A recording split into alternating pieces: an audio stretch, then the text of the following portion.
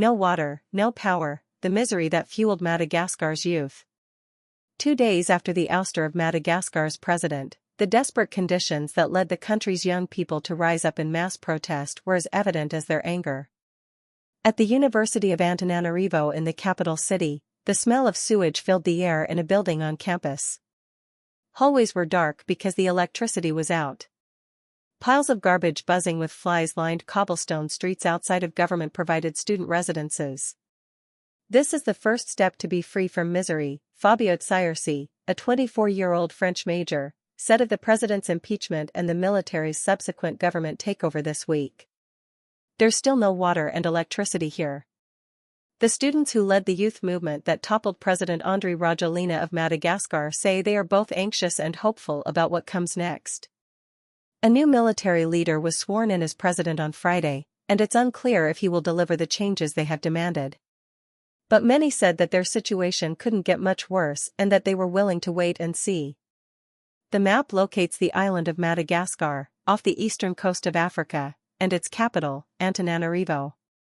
So far, young Malagasy have said they are happy to have the military back in charge on this restive island nation in southern Africa. Few seem concerned that promises made by military leaders across Africa, more job opportunities, less corruption, less violence, have often been broken. Mr. Rajoelina himself came to power after a coup in 2009. The new president, Colonel Michael Randrianarina, has said that military rule in Madagascar will be temporary and include the voices of elected civilians and activists from the Gen Z protest movement. One need look no further than the university to see why the country's youth took to the streets. The campus, students say, feels more like a slum than an ivory tower. The facade of a pale yellow student residence was cracking and stained, and sewage flowed from a pipe into an open gutter outside. Studying at night is often cut short by power outages. These conditions are inhumane, said Jarasa Safadi Haramanjado, 24, a pharmacology student who lives in a smaller block of rooms across the street. She and her 2 roommates invested more than $200 of their own money to paint and furnish the one-room unit, barely large enough to do a cartwheel inside, where they sleep on the floor on a single foam mattress.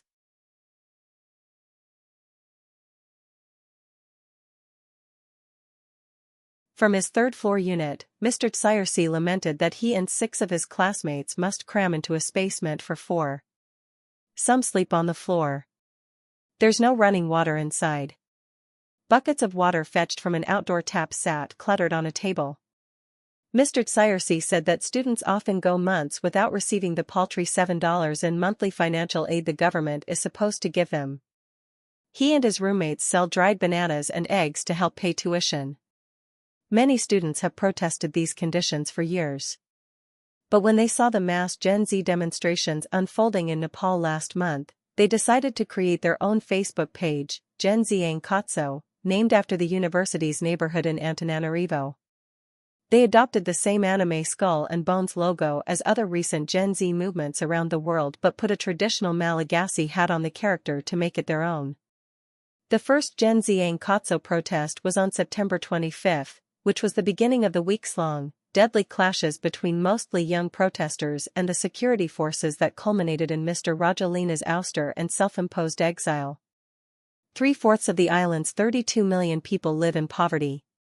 Extreme weather has hurt its vital agricultural industry, and it is heavily reliant on foreign aid. The African Union suspended Madagascar from the regional body this week because of the military takeover. Despite that, Colonel Randrianarina appears to have won considerable support, with diplomats and a handful of Mr. Rajoelina's ministers, including the Prime Minister, attending his inauguration on Friday. There have been some worrying signs that young people may not have lasting influence in the government.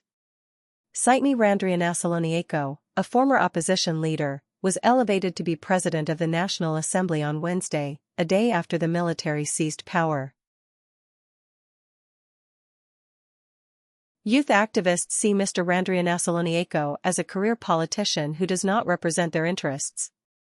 Sad news, Anthony Relisa, 28, a film director from Madagascar, wrote in response to the news on Facebook. "We didn't risk our lives to get him here. Solving such disputes now falls to a council of military commanders led by Colonel Randrianarina, the leader of CAPSAT, the army unit that was the first to break from Mr. Rajoelina during the protests. Colonel Randrianarina was once arrested by Mr. Rajoelina's government in 2023 after being accused of plotting a coup. The protesters came to believe his unit was on their side a week ago when it got into a small firefight with the gendarme, a paramilitary police force that activists say inflicted the worst violence against demonstrators.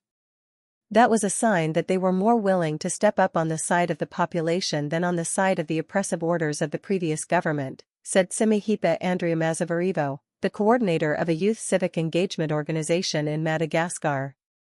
Over the past few days, Malagasy of all stripes have lined up outside Colonel Randrianarina's office, hoping for an audience. The presence of legacy politicians among them has also raised alarm. Mr. Andrea Mazavarivo said the country would get its first preview of whether Colonel Randrianarina would maintain the status quo or overhaul the government when he appoints his first ministers. Malagasy youth have said they hope the colonel could be like Ibrahim Traoré, the military captain who led a 2022 coup in Burkina Faso. Supporters across Africa see Mr. Traoré as something of a folk hero for his embrace of Pan-Africanism and strong stances against the West. In Madagascar, they see him as a leader who wants to protect his country's natural resources, rather than squander them to foreign powers. But Captain Traoré has used the same repressive tactics that young Malagasy have denounced, said Pauline Bax, African Program Deputy Director for the International Crisis Group. He has indefinitely suspended elections, repressed civil society and journalists, and cracked down on criticism of the military, she said. Military leadership rarely ends well, she said. Sitting in the squat plaster dwelling that he shares with his grandmother and two other relatives, Anyandraina Andrianevo, a member of Gen Z Nkatso, described the colonel as a kind and simple man. Mr. Andrianevo and some of his fellow organizers met with Colonel Randrianarina recently, thanked him for his intervention during the protests and told him about the problems they endured on campus, he said. "I'm ready to do the maximum to help you," Mr. Andrianevo recalled the colonel saying. "We will protect the people, especially Gen Z, who sacrificed their lives." Mr. Andrianevo, 27, a medical student, said he knew things could go wrong.